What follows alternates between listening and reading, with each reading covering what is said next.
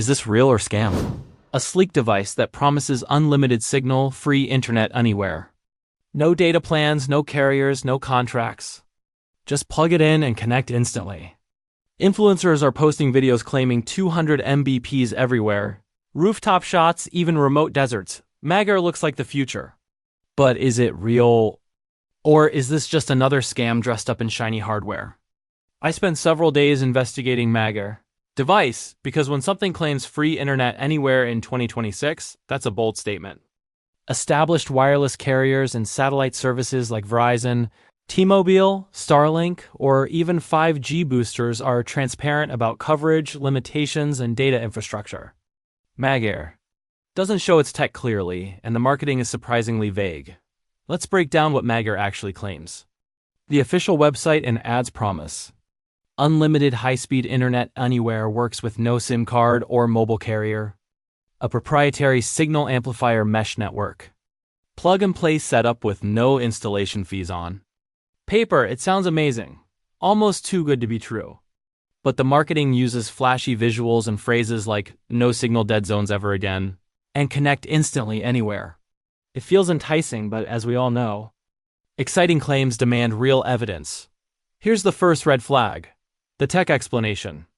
The company talks about a self-forming wireless mesh and global signal harvesting, but doesn't explain the actual connectivity backbone. There's no clear mention of licensed spectrum, partnerships with ISPs, or satellite relays. Without that, the device has no way to actually access the broader internet. It can only repeat what signal already exists nearby. Next, the reviews. Yes, there are testimonials, video proofs with speed tests and screenshots. But most are short, blurry, and look extremely staged. Some users show generic speed results like 180 megabits per second, without indicating exact location or testing tools.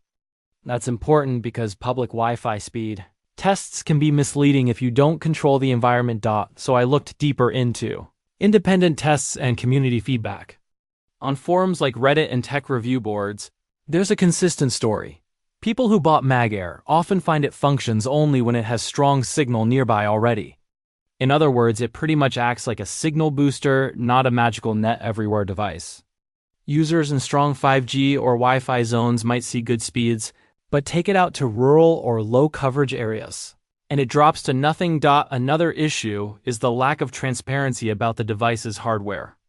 The company doesn't publish detailed specs, no FCC filings linked, no chipset manufacturer info, no carrier certification documents. Legitimate devices that use licensed bands almost always have these publicly accessible records. The absence of them here is concerning. Now let's talk installation. The website claims plug and play, and yes. Initial setup is easy. Connect to the device's own Wi-Fi page, enter a password, and go.